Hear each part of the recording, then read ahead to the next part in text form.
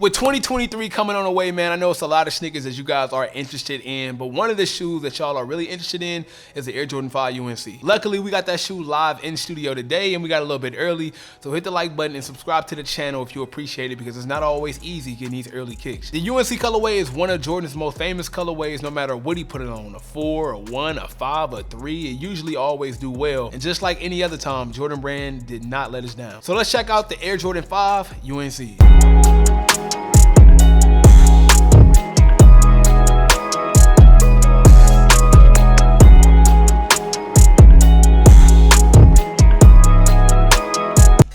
What is going on, everybody? It is your boy Sniper Jones, and welcome back to another video, man. Today we got a treat in the studio. We got the Air Jordan 5 UNC. Huge shout out to Hype 24/7 for allowing us to review these, because without them it wouldn't be possible. Now, as I told y'all in the beginning, Jordan Brand, look, UNC, I'm pretty sure that they didn't do this on every colorway, or at least every silhouette, because it works, man. Jordan went to the University of North Carolina. These UNC blue powder blue joints be hitting, and another time they decided to use it on the Air Jordan 5. I think we're gonna appreciate it regardless, all right? The box is dressed in this all black box with this iconic UNC blue Jordan Jumpman on the front of it, and that's pretty much it. It's nothing but speckles on the side, a little bit of Air Jordan on the side branding, but let's get into it. Bye.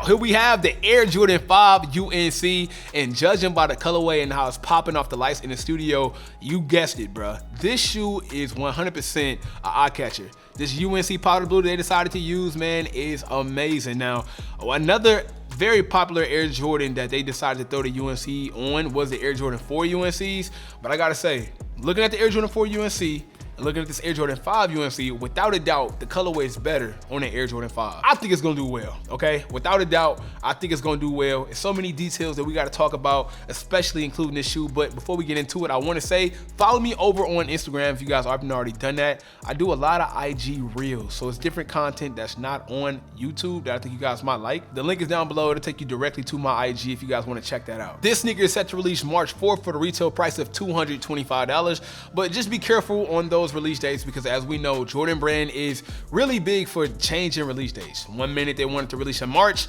next thing you know, it can release in February. So for my people who watch this early review around the time this shoe releases, if it was pushed back, I don't live in the future, okay? I don't know. Now seriously, you'd be surprised how many people would be like, you don't know sneakers because Jordan Brand changed the release date and I got the sneaker at an earlier time when a release date was set to be a month early. It's not my fault, okay? It's not my fault. As I said, we've seen this on the Air Jordan 1, we've seen it on the Air Jordan 3, we've seen it on the 4, we even seen it on the Air Jordan 6, and every single last one of those drops was very successful. And I have no being in my body is telling me that this shoe will not be successful. I'm telling y'all right now, these will pop. Also, I'm seeing a lot of different retail numbers for this shoe. I'm seeing some retail prices go to $210, some up to $230, so I guess we can just be safe and say to be decided, but it's gonna be in that range. So if you're trying to save up for these, just be expected to pay $230, $210 to be exact. I do want to talk about the suede on this shoe though, because the suede that they decided to use is amazing, bro. It's buttery. You can see like the change of material in here. It's super soft. It's even a nice blue tint on the cage netting. The speckles is fire,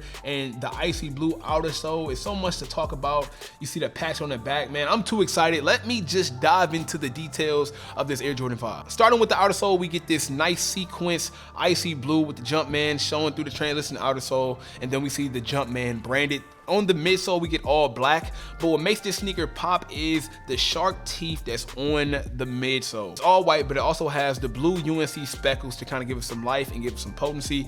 But the part that we all love, man, is this amazing popping, eye-popping blue. And I think they did a great job, because even though the upper is completely dominated in this UNC blue, you could also see a different change of the color blue when it comes to the laces to kind of give it that same monochromatic two-tone look that we've seen before with Jordan Brand sneakers. They even kept the eyelids in this nice blue tint. Last but not least, they put the blue pacifier on the Air Jordan. We call them pacifiers, bro. I don't know where y'all from. I don't know what y'all call the lace locks, but where I'm from, we call them pacifiers. And if y'all call them pacifiers, let me know down below. I'm pretty sure we all collect sneakers from different parts of the world. Our slang might be different. Let me know what y'all call these, man. Growing up, they were the pacifier joint. The tongue is 3M reflective as always, but a different piece that they decided to put on this Air Jordan 5 is the sock liner. So I know I showed some B-roll, but I do want to show y'all the sock liner on here. This entire sock liner has this nice blue tint, but it is also reflective, and it's something different. I don't think I've ever seen them try to put this on an Air Jordan 5 before.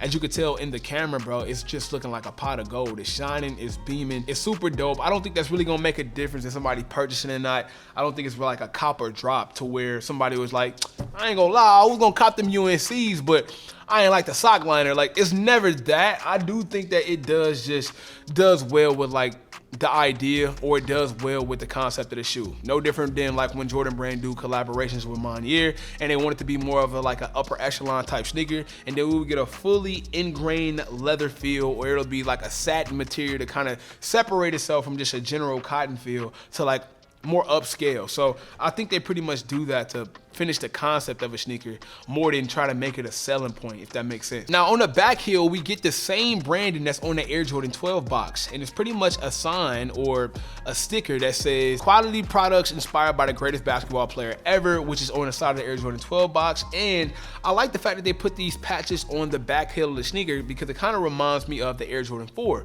The Air Jordan 4 UNC also had patches, but it had patches on the tongue of the sneaker, not the back heel. They stayed with that iconic Air Jordan back heel. They used the Jordan Air, not the Nike Air, and I was happy about that. But just like the Air Jordan 4, you could also get a Nike Air or a Jordan Air on the back heel of an Air Jordan 5 as well. And they decided to take that out on both sneakers and just give us this dual look of the patch on the back, which I feel like is really dope when you look at that. That's fire. It's something different, right? You don't see this normally on any Air Jordans. And also, like I said, man, look at the reflectiveness of behind the tongue and the sock liner of this sneaker. It's just a little bit different. I think it concludes that icy blue look.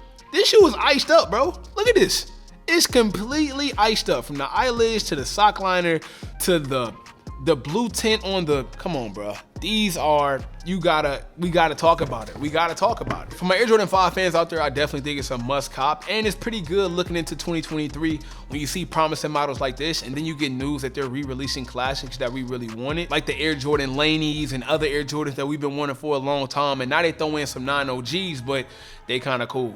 I am kind of curious about the resale price and what's going to be like the market for this shoe, being that it is an Air Jordan 5, and Air Jordan 5s usually don't tend to hold the best when it comes to value. But I'm telling y'all something, man, it's something about that UNC colorway that makes sneakers jump up in value. Every single time they put UNC on anything, because I just about got them. I got the UNC 1s, I got the UNC 3s, I got the UNC 4s. Something about that colorway just makes people go insane to where they feel like they have to have these. And I'm curious. I want y'all to tell me down below in the comments what it is about this Air Jordan colorway. I think it's soothing. It's such a soothing look, and it just fits right? We know the history behind MJ in North Carolina, and I think that's what Jordan Brand does well, is they know how to complete a story, and they know how to tell you a story to where we feel like we're a part of it. Even the fact that Jordan used to wear the same practice shorts under his shorts when he played games for the Bulls, man. It just, I don't know, it just brings you that excitement anytime you see this UNC colorway. And I also think the fact that UNC is still thriving right now in college basketball today, it just holds value and holds weight for these colorways. Of course, a lot of people out there who are collectors, like my boy Unbreakable Kicks, might not like this release because they look like the PEs a little bit, all right? They decided to lean off the PEs a little bit by switching up the midsole. On the PE, it's kind of reversed. The midsole, the black midsole you see here is actually white, and the shark teeth is black. They also changed up a little bit the tongue, of course, and they changed, it looks like, the side panel. So this is definitely one of the PEs that they gave a completely different look, because I'm not gonna lie, sometimes these PEs be looking very close to the general release pairs, and my creators, or not my creators, but my collectors, that be paying tens of thousands or 8, 9, 10,000 for a shoe, I know y'all be heated, man, because they be close, and that kind of mess up like the rarity of the PE that people own. But I don't really think that's a problem. I think the material is different. It's white laces on the PE. They did a very good job being able to identify the general release from the PE. I feel like at times, like the Michigan 5 was a little bit too close. The Oregon Duck 5 was a little bit too close for my liking. This one is clear as day. PE, general release, is really nothing to even talk about. But that pretty much concludes my video on the Air Jordan 5 UNCs. Please feel free to let me know your thoughts, opinions. Are you going to be picking these up this year? And if so, are they selling out quickly? Are they sitting? Let me know. Make sure you follow me on IG for more content like this, and feel free to subscribe to the channel if you enjoyed today's video. Until next time, it is your boy Sniper Jones. You know I cannot leave without saying everybody want to be famous, but really put in that work though. Snipe Squad, I love y'all. Dream big.